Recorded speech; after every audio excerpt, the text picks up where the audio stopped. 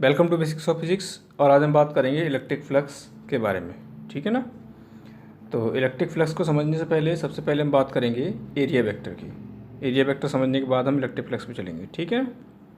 Area vector, तो देखिए area vector क्या होता है। जस्ट हम एक प्लेन कंसीडर कर रहे हैं। प्लेन आप लोग समझते हैं कि कोई भी दो एक्सिस है, उन एक्सिस से कनेक्टेड पोर्शन जो है, ठीक है ना। कोई भी दो एक्सिस है, मान लो this is X axis and this is Y axis. इनसे जो घिरा हुआ पोर्शन है वो क्या होगा, घिरा हुए पोर्शन का जो एरिया होगा वो क्या होगा, हमारा एक प्लेन होगा। ठीक है ना। ओके, अब इस प्लेन का अपना एक एरिया होगा, ठीक है ना, जिसको हम कह सकते हैं प्लेनर एरिया, है ना। अगर मान लो इसका अपना एक प्लेनर एरिया है, प्लेनर एरिया, और ये छोटा सा एक पार्ट है एरिया का, हम उसकी बात कर रहे हैं। हो सकता है कि आगे और भी ज़्यादा कनेक्टेड पोर्शन हो। ठीक है। तो एक प्लेनर एरिया है, और इस प्लेनर एरिया का अपना एक क्या होता है, वैल्यू होता है। जैसे मान लो 2 मीटर स्क्वायर, 4 मीटर स्क्वायर, या 2 सेंटीमीटर स्क्वायर, कुछ भी, एनीथिंग, है ना।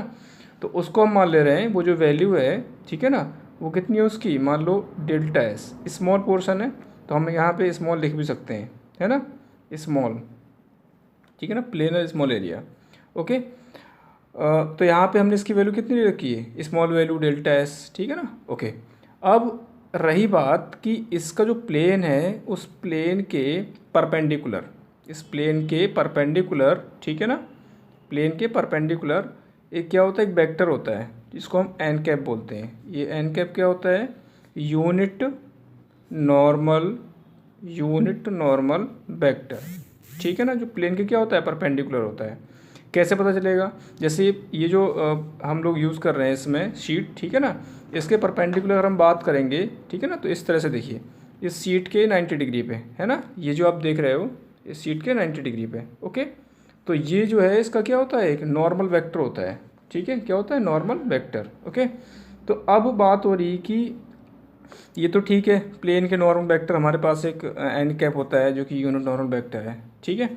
अब एरिया वेक्टर क्या होता है, एरिया वेक्टर डिसाइड होता है कि अगर मैं बात करूं एरिया वेक्टर की, तो ये क्या होता है, magnitude, magnitude of, magnitude of small planar area, जिसकी हम बात कर रहे हैं, तो इसी को लेकर चल रहे हैं। ठीक है, magnitude of small planar area and unit normal vector जो हम यहाँ पे यूज़ कर रहे हैं। ठीक है ना। अब देखिए यहाँ पे यूनिट नॉर्मल वेक्टर का अगर हम बात करें, जैसे एक्स वाई प्लेन में लिया हुआ है, तो इसका जो यूनिट नॉर्मल वेक्टर होगा वो कहाँ होगा, परपेंडिकुलर इसके, मतलब जेड एक्सिस में। ठीक है ना, वो एक अलग चीज़ है। तो हमको ये बताना चाहिए कि यूनिट नॉर्मल वेक्टर का मतलब क्या होता है। तो अब यहाँ पे एरिया वेक्टर की बात की गई है, तो एरिया वेक्टर क्या हो जाएगा आपका, जिसको हम जो है, अगर एरिया एलिमेंट को हम इस तरह से लिख रहे हैं, तो एरिया वेक्टर जो होगा हमारा, एरिया वेक्टर, तो हम इसको ऐसे लिख सकते हैं, एरिया एलिमेंट की वैल्यू और उस पर एक वेक्टर। ठीक है। तो एरिया वेक्टर जो होगा हमारा वो कितना होगा, डेल्टा एस वेक्टर, इसको इस तरह से लिख सकते हैं, that is magnitude of small planar area and n cap. ठीक है। और स्मॉल प्लेनर एरिया कितना हमारे पास, डेल्टा एस ले रखा है हमने। ठीक है। और ये एन कैप। ओके। तो एरिया वेक्टर कितना आ गया हमारा, एरिया वेक्टर आ गया magnitude of small planar element जो हम यूज़ कर रहे हैं, ठीक है ना, elementary area and n cap. Direction कौन डिसाइड करेगा, डायरेक्शन डिसाइड करेगा एन कैप। जैसे मैंने बताया भी था यहाँ पे कि अगर ये एक्स एक्सिस में और ये वाई एक्सिस में, तो डेफिनेटली जो एन कैप होगा वो जेड एक्सिस में होगा। तो एरिया वेक्टर की डायरेक्शन भी क्या होगी, जेड एक्सिस में होगी अगर हम इसके हिसाब से चलें। तो जो भी एरिया वेक्टर की डायरेक्शन होगी, ठीक है ना, वो किसकी डायरेक्शन होगी, यूनिट नॉर्मल वेक्टर की डायरेक्शन होगी। मतलब हम कह सकते हैं कि यूनिट नॉर्मल वेक्टर डिसाइड करेगा एरिया वेक्टर की डायरेक्शन को। ठीक है। इस तरह से हम डिसाइड करते हैं। मान लो ये बाई जेड प्लेन होता है, ये बाई एक्सिस और ये जेड एक्सिस, तो इसके प्लेन के परपेंडिकुलर कौन सी एक्सिस बचती है, एस एक्सिस। तो ये जो एन कैप है वो एस एक्सिस की तरफ होता है। ठीक है ना। तो यहाँ पे जो वेक्टर होता है एरिया वेक्टर, वो भी क्या होता है, एस एक्सिस की तरफ होता है, उसकी डायरेक्शन क्या होती है, एस एक्सिस की तरफ। तो अगर मैं यहाँ पे एरिया वेक्टर को डिसाइड करूँ, तो एरिया वेक्टर क्या होगा, इन the direction of, in the direction of unit normal vector, और मैग्नीट्यूड कितना कंटेन हो रहा है, इतना हो रहा है। ठीक है ना। चलिए अब इसको समझ लेते हैं, इसको एग्जांपल से समझ लेते हैं। If a planar, if a planar area 2 millimetre square in X Z axis, ठीक है ना, parallel in X Z axis लिख लो, in parallel to X Z axis या फिर Z X axis, then find area vector for this system. तो हमको area vector निकालना है, ठीक है। तो देखिए क्या किया गया है यहाँ पे एक्स जेड एक्सिस ले रखी, तो हम इसको एक्स ले रहे हैं, इसको जेड ले रहे हैं, ठीक है ना। ओके, तो इससे जो पोर्शन गिर रहा होगा इस तरह से, वो कौन सा होगा, इससे जो पोर्शन गिर रहा होगा वो एक्स जेड प्लेन होगा। और उसके पैरेलल क्या है हमारा, उसके पैरेलल क्या है, ये जो हमने पोर्शन कंसीडर किया क्वेश्चन में 2 mm², तो इसके पैरेलल होगा। तो मान लेते हैं यही क्या है, एक तरह से 2 mm² का क्या पोर्शन हमारा, ठीक है। ओके, तो ये हो जाएगा हमारे पास क्या, एलिमेंट्री एरिया है ना, स्मॉल डेल्टा एस, ठीक है। अब इसका जो नॉर्मल होगा, नॉर्मल कहाँ होगा, बाई एक्सिस में। कहाँ होगा नॉर्मल, बाई एक्सिस में, ठीक है। तो इसका एन कैप हम निकालेंगे, वो कहाँ आएगा, बाई एक्सिस में आएगा, ठीक है। ओके, अब एरिया वेक्टर की बात हो रही, तो एरिया वेक्टर कैसे डिसाइड करेंगे, तो एरिया वेक्टर का फॉर्मूला हमारे पास क्या हो जाएगा, यानी कि डेल्टा एस का vector is equal to delta S into n cap, ठीक है। तो डेल्टा एस क्या हो जाएगा, देखिए डेल्टा एस हो जाएगा आपके पास 2 mm² यानी मिलीमीटर स्क्वायर, और एन कैप क्या होगा, एन कैप हो जाएगा बाई एक्सिस, है ना। तो हम इसको लिख सकते हैं, अगर एक्स बाई एक्सिस में आपने कोऑर्डिनेट पढ़े होते हैं, एक्स बाई जेड, तो ये एक्स एक्सिस, ये बाई एक्सिस, ये जेड एक्सिस, इधर आई कैप लिखते हैं यूनिट वेक्टर, इधर क्या लिखते हैं, जे कैप लिखते हैं बाई एक्सिस में, और जेड क्या लिखते हैं, के कैप लिखते हैं। ये इनके यूनिट वेक्टर्स होते हैं इन डायरेक्शन से। तो बाई एक्सिस की बात हो रही है क्योंकि एन कैप किधर होगा, बाई एक्सिस में, तो बाई एक्सिस में क्या होता है हमारे पास, जे कैप होता है, ठीक है। ओके, तो ये क्या हो गया हमारा, एरिया वेक्टर हो गया, ठीक है। तो इस तरह से हम लोग क्या करते हैं, एरिया वेक्टर को डिसाइड करते हैं। तो सिंपल क्या है कि कोई भी प्लेन है, उस प्लेन के परपेंडिकुलर जो डायरेक्शन होती है, ठीक है, उस डायरेक्शन में क्या होता है, उसका एरिया वेक्टर होता है, और न्यूमेरिकल वैल्यू हमको पता होती है, ठीक है ना। तो सिंपल फॉर्मूला क्या ध्यान रखना होता है हमको, कि area vector is equal to magnitude of the area and unit normal vector, ठीक है। ओके, तो इलेक्ट्रिक फ्लक्स को देखते हैं। तो इलेक्ट्रिक फ्लक्स क्या है, अगर हमारे पास कोई एक्सटर्नल इलेक्ट्रिक फील्ड है और उसमें हमने किसी फ्रेम को रखा, मतलब कह सकते हैं किसी प्लेनर एरिया को रखा, ठीक है, तो उस प्लेनर एरिया से जितनी लाइन पास हो रही हैं, ठीक है ना, कौन सी लाइन, इलेक्ट्रिक फील्ड लाइंस, ठीक है ना, जितनी भी लाइन पास हो रही हैं इलेक्ट्रिक फील्ड लाइंस, जैसे मान लो यहाँ पे मैंने 4 लाइंस को दिखाया हुआ है, और भी बहुत सारी हो सकती हैं, ठीक है।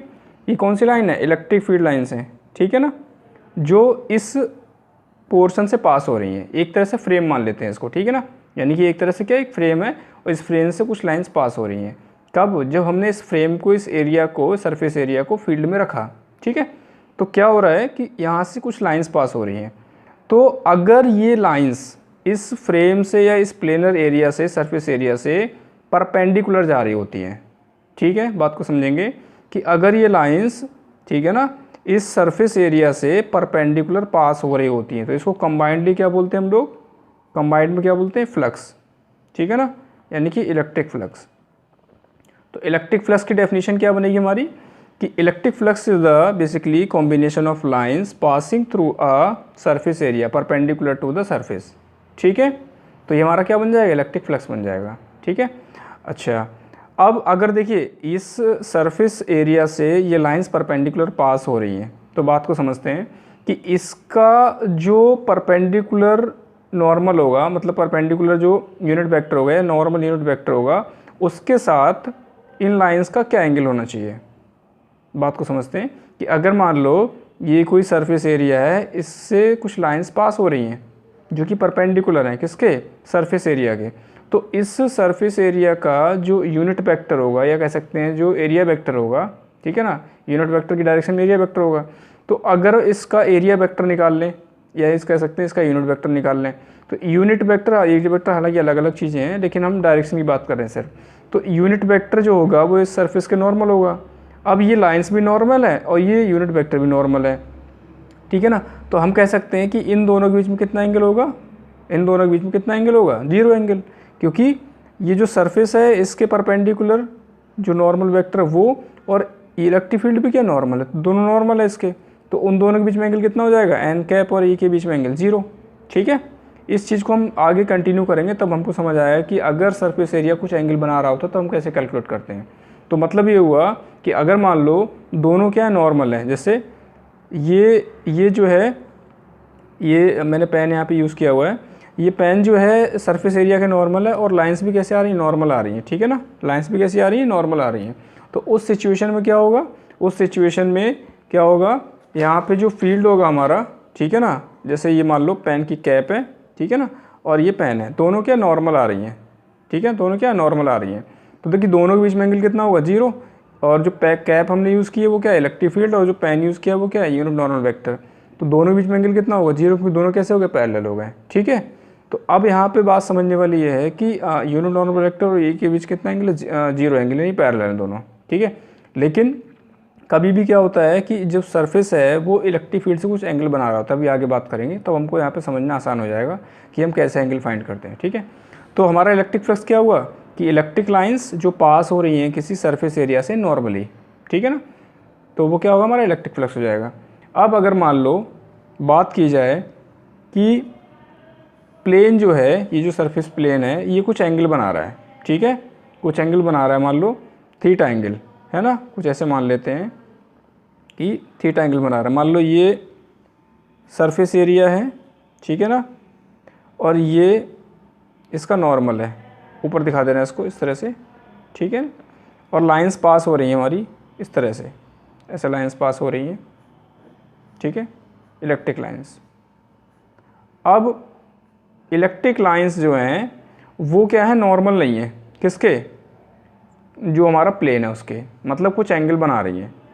तो अगर मान लो थीटा एंगल बना रही है, थीटा में 30 डिग्री, 40 डिग्री, 60 डिग्री, कुछ भी, तो हमको ये देखना होता है कि इलेक्ट्रिक फील्ड लाइंस नॉर्मल के साथ कितने एंगल पे हैं, ठीक है, इलेक्ट्रिक फील्ड लाइंस नॉर्मल के साथ कितने एंगल पे। जैसे मान लो प्लेन एरिया जो है वो 30 डिग्री बना रहा है, किसके साथ, इलेक्ट्रिक फील्ड के साथ, तो हमको ये देखना पड़ेगा कि उसका जो नॉर्मल है वो कितना एंगल बना रहा है, ठीक है। चलिए तो अब बात करते हैं कि हमको तो चाहिए इलेक्ट्रिक फील्ड लाइंस नॉर्मल होनी चाहिए किसके, सरफेस एरिया के। अब देखो इलेक्ट्रिक फील्ड लाइन तो टर्न करेंगे नहीं, ठीक है, वो तो जा रही हैं यूनिफॉर्म है वो।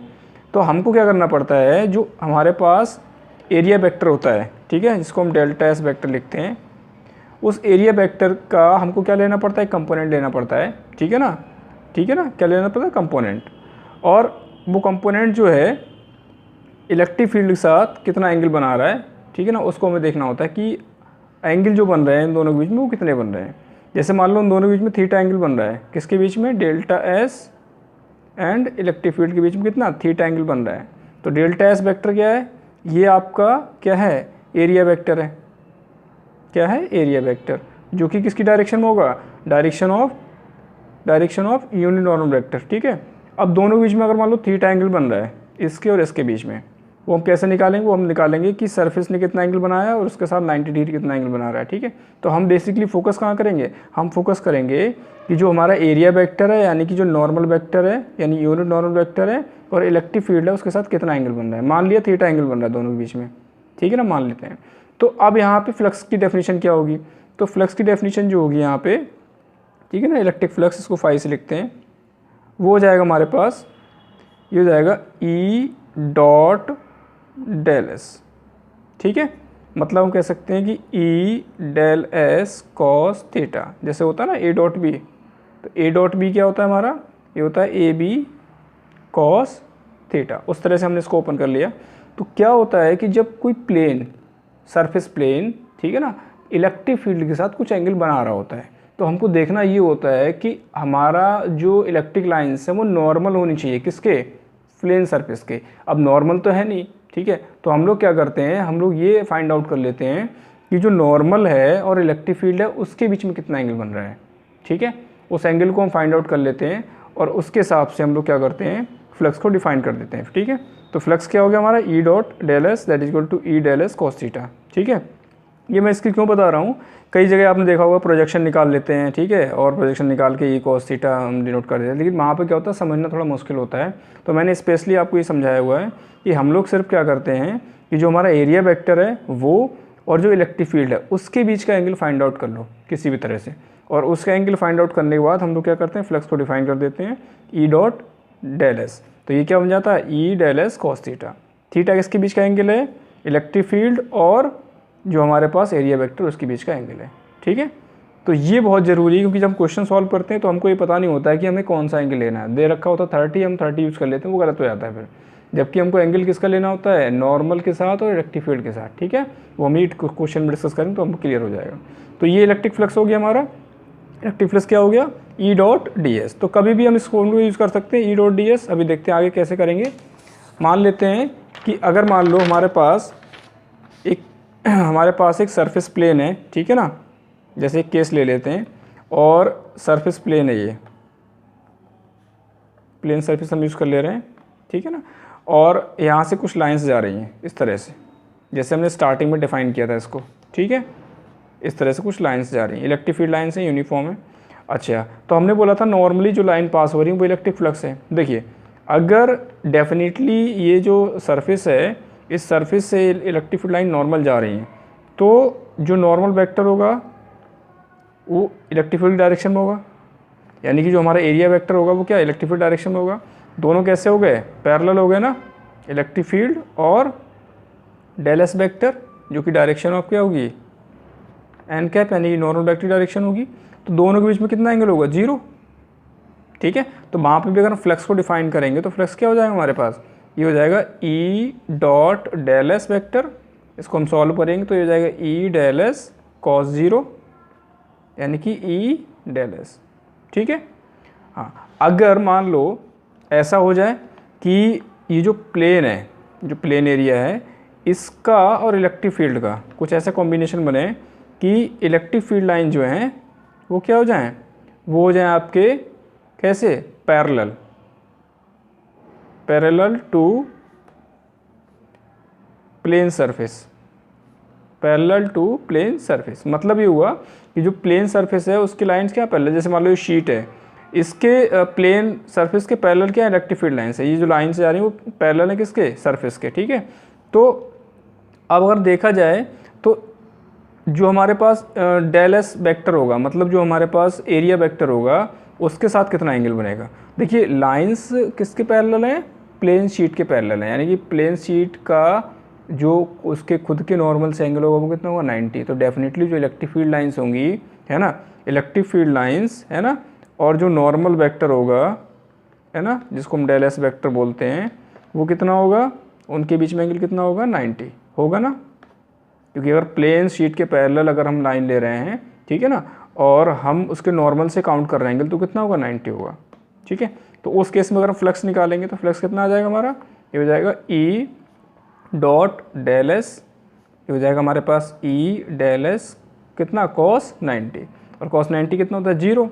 ठीक है, तो ई डेल एस इंटू 0, तो कितना फ्लक्स पास होगा, 0 फ्लक्स पास होगा।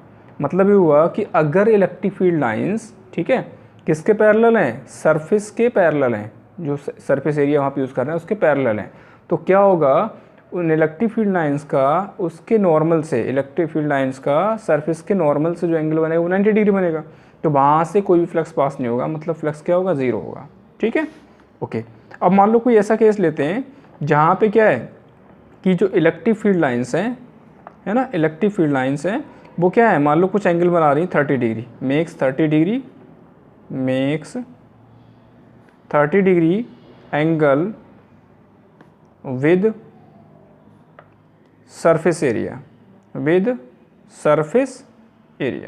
मतलब सरफेस एरिया के साथ जो इलेक्ट्रिक फील्ड लाइंस है उनका एंगल कितना है, 30 डिग्री।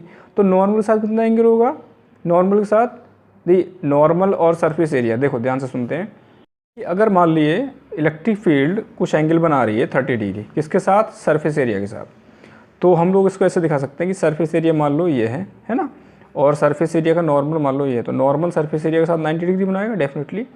सरफेस एरिया के साथ इलेक्ट्रिक फील्ड कितना बनाएगा, 30 डिग्री, तो इलेक्ट्रिक फील्ड नॉर्मल के साथ कितना एंगल बनाएगी, 60 डिग्री, क्योंकि हमको जो एंगल लेना होता है वो नॉर्मल के साथ लेना होता है, मतलब कह सकते हैं कि एरिया वेक्टर के साथ लेना होता है इलेक्ट्रिक फील्ड का एंगल।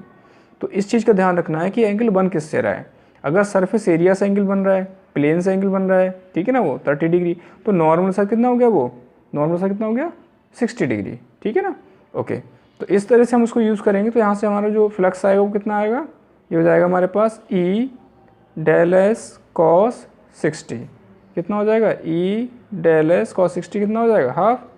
तो ये आपके पास कितना हो जाएगा, इस तरह से फ्लक्स आ जाएगा। तो कोई भी एंगल दे रखा है उस एंगल को हम यूज़ करेंगे, ठीक है ना। हमको ध्यान ये रखना है कि किसके साथ कौन सा एंगल बन रहा है। Okay okay. तो अगर बात की जाए कि मैक्सिमम फ्लक्स कब आएगा, तो मैक्सिमम फ्लक्स तब आएगा जब इलेक्ट्रिक फील्ड लाइंस, ठीक है, नॉर्मल हो, किसके नॉर्मल हो, सरफेस के नॉर्मल हो। तो जो एंगल बनेगा वो कितना बनेगा, वो एंगल बनेगा आपका ज़ीरो एंगल। मतलब ये हुआ कि जो लाइंस हैं वो किसके पैरेलल हो गई हैं, एक्चुअली यूनिट नॉर्मल वेक्टर के या फिर एरिया वेक्टर के, ठीक है। और वो तब हो रहा है जब लाइंस किसके पास हो रही हैं, नॉर्मली पास हो रही हैं, किससे, किसी सरफेस से। ओके, तो वहाँ पे फ्लक्स क्या आएगा, मैक्सिमम आएगा। और जीरो कब आएगा, जब लाइंस पास हो रही होती है parallel to the surface plane, यानी कि प्लेन सरफेस एरिया। तो उस समय जो नॉर्मल के साथ फील्ड का एंगल बनता है वो कितना, 90 होता है। तो उस केस में क्या होता है, जीरो हो जाता है, ठीक है। तो इस तरह से हम क्या करते हैं, फ्लक्स का कैलकुलेशन करते हैं। ओके, तो चलिए देख लेते हैं, क्वेश्चन देख लेते हैं इस पर किस तरह से हम क्वेश्चन इसको सॉल्व करेंगे, है ना। सॉरी, एक क्वेश्चन हमने लिया हुआ है यहाँ पे एग्जाम्पल के फॉर्म पे, ताकि आपको समझ आ जाए क्या है। यहाँ पे क्वेश्चन लेते हैं, क्वेश्चन लिया हुआ हमने, consider a uniform electric field equal to 3 × 10⁵ i cap. I cap मतलब क्या हो गया, ये यूनिट नॉर्मल वेक्टर है in the direction of x, है ना। इतना दे रखा है हमको, कह रहा है what is the flux of this field through a square of 20 centimetre on a side whose plane is parallel to Y Z plane. Next question कह रहा है what is flux through same square if the normal of its plane makes 60 degree angle with X axis. तो चलिए पहले देख लेते हैं क्या क्या दे रखा है, कैसे सॉल्व करना है। सबसे पहले आपको दे रखा है इलेक्ट्रिक फील्ड्स, है ना। तो इलेक्ट्रिक फील्ड जो वेक्टर बनेगा हमारा वो कितना आ जाएगा, 3 × 10⁵ आई कैप न्यूटन पर कूलम। देखिए आई कैप है मतलब एक्स एक्सिस की तरफ इलेक्ट्रिक फील्ड हमारी, ये बात हमको कंफर्म हो गई। अब कह रहा है फ्लक्स निकालना है किसके थ्रू, इस स्क्वायर के थ्रू। एक स्क्वायर हमारे पास, ठीक है, एक स्क्वायर हमारे पास, ये स्क्वायर जैसा लग रहा होगा, ठीक है, थोड़ा बनने हो गया है, कोई नहीं, स्क्वायर। और इस स्क्वायर की साइड्स हैं 20 सेंटीमीटर सारी, ये भी 20 सेंटीमीटर और ये भी 20 सेंटीमीटर। एज्यूम कर लो रेक्टेंगल जैसा लग रहा होगा, लेकिन स्क्वायर मान लेते हैं, ठीक है। ओके, तो स्क्वायर हमारा 20 सेंटीमीटर, और साइड कितनी है इसकी दे रखी है। और आपसे कह रहा है कि जो प्लेन है, ठीक है, स्क्वायर का जो प्लेन है वो बाइजेट के पैरेलल है। देखिए बाइजेट प्लेन के अगर पैरेलल होगा तो कहानी क्या होगी, अगर मान लो मैं एक को बाई और एक को जेड मानता हूँ, जैसे मान लो मैंने इसको बाई माना और इसको जेड माना, तो इसका जो प्लेन बनेगा, बाइजेट का जो प्लेन बनेगा और जो स्क्वायर का प्लेन है वो दोनों पैरेलल हैं। मतलब क्या है, दोनों क्या पैरेलल हैं। जैसे मान लो कि एक शीट हमने रखी, उसके ऊपर एक शीट रख दी, तो दोनों कैसी पैरेलल हो गई। तो इसका जो प्लेन है, स्क्वायर का प्लेन जो है और जो बाइजेट प्लेन, दोनों कैसे पैरेलल हैं। अच्छा, तो बाइजेट प्लेन का नॉर्मल किधर होगा, बाइजेट प्लेन का नॉर्मल जो होगा एन कैप जो होगा वो किधर होगा, एक्स डायरेक्शन में, है ना, डेफिनेटली। तो डेफिनेटली जो स्क्वायर का प्लेन है ना, स्क्वायर का प्लेन जो होगा उसका भी नॉर्मल क्या होगा, एक्स डायरेक्शन में, ठीक है। यानी कि जो एन कैप होगा वो क्या होगा हमारा आई कैप, क्योंकि एन कैप जो है वो क्या एक्स डायरेक्शन का नॉर्मल वेक्टर है। तो इधर भी क्या होगा हमारा, ये सेम होगा, क्योंकि स्क्वायर प्लेन और जो हमारे बाइजेट प्लेन है वो क्या पैरेलल है, ठीक है। अब बात की जा रही है फ्लक्स की, तो हमको ये कंफर्म हो गया कि इलेक्ट्रिक फील्ड भी देखो एक्स डायरेक्शन में है। इलेक्ट्रिक फील्ड का जो हमारा डायरेक्शन है वो क्या एक्स है, और नॉर्मल की डायरेक्शन भी क्या एक्स है, दोनों क्या हो गया एक्स डायरेक्शन में हो गया। तो मैं कह सकता हूँ कि ये जो हमारा प्लेन है, ठीक है ना, इसका जो एरिया है, अगर मैं इसका एरिया निकालूँ मान लो डेल्टा एस की फॉर्म में, तो एरिया कितना हो जाएगा हमारा, एरिया हो जाएगा साइड स्क्वायर यानी कि 20 × 20, ठीक है, स्क्वायर, तो कितना हो जाएगा 400, है ना, सेंटीमीटर स्क्वायर।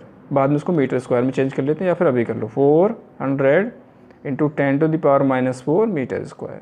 ये इसका मैग्नीट्यूड। अगर मैं इसका वेक्टर निकालूँ, ठीक है ना, एरिया वेक्टर, तो एरिया वेक्टर कितना हो जाएगा हमारा 400 × 10⁻⁴ मीटर स्क्वायर। और डायरेक्शन क्या होगी आई कैप, क्योंकि यूनिट नॉर्मल वेक्टर की डायरेक्शन होती है। तो ये हमारे पास क्या आ गया, डेल एस वेक्टर आ गया। हमको निकालना क्या है फ्लक्स, तो फ्लक्स कैसे निकालेंगे, डेल फाई। तो ये फ्लक्स हो जाएगा हमारे पास E dot del S vector, है ना। तो फ्लक्स कितना आ गया, E dot del S vector. तो ई देखो कितना है हमारे पास, ई दे रखा है हमको 3 × 10⁵ आई कैप, और ये कितना हो जाएगा हमारे पास, ये हो जाएगा 400 इंटू 10⁻⁻⁴, ये भी आई कैप। तो अगर ओपन भी करोगे, आई डॉट आई हालांकि 1 होता है, आपने वेक्टर में पढ़ा होगा आई डॉट आई की वैल्यू 1 होती है। अगर इसको ओपन भी करो कॉस की फॉर्म में तो एंगल क्या होगा दोनों का, 0 होगा, ठीक है ना। तो cos 0 क्या होता है 1, तो डेफिनेटली ये कितना हो जाएगा हमारा, ये हो जाएगा 3 इंटू 400 इंटू 10⁵ एंड 10⁴ माइनस क्या है और ये प्लस क्या है, तो कितना हो गया 10⁻1 हो गया। तो हमारे पास कितना आ गया 3 इंटू 4 कितना हो गया 1200 एंड 10 इधर आ गया यानी 12,000, ठीक है। इतना फ्लक्स आ रहा है हमारे पास, ठीक है। कितना फ्लक्स आ रहा है 12,000, कितना फ्लक्स आ रहा है 12,000। इसको सॉल्व कर लिया हमने और इसकी अगर हम यूनिट निकालें तो क्या हो जाएगी यूनिट, ये हो जाएगी न्यूटन पर कूलम इंटू मीटर, है ना, स्क्वायर, ठीक है। ये आपके पास फ्लक्स आ जाएगा। Okay okay. दूसरे केस में कह रहा है कि ये जो स्क्वायर है वो नॉर्मल, स्क्वायर का जो नॉर्मल है plane makes 60 degree angle with the x axis. अगर वो 60 डिग्री एंगल बना रहा है एस एक्सिस के साथ, इसका मतलब जो नॉर्मल है और इलेक्ट्रिक फील्ड के बीच में एंगल कितना 60 डिग्री का है, तो वहाँ पे यूज़ कर सकते हैं हम लोग। तो उस केस में DL फाई कितना आ जाएगा हमारा, अगर मैं डायरेक्ट यूज़ करूँ तो ये हो जाएगा cos 60, है ना। तो E ds del S cos 60 half होता है, यानी कि जो वैल्यू आई हमारी उसका कितना हो जाएगा, ये हाफ हो जाएगा, है ना, डिवाइड बाई 2 यानी कि 6000, ठीक है, न्यूटन पर कूलम इंटू मीटर स्क्वायर। तो ये जस्ट कैलकुलेशन तो आप आराम से कर सकते हो, बट आपको ये पता होना चाहिए कि हम इसको सॉल्व कैसे करते हैं। एक्चुअली सारा जो खेल है वो एंगल का है, ठीक है ना। सो ये था इलेक्ट्रिक फ्लक्स, एरिया वेक्टर और इस पर एक छोटा सा क्वेश्चन। आई होप आपको समझ आया होगा एंड थैंक्स फॉर वॉचिंग।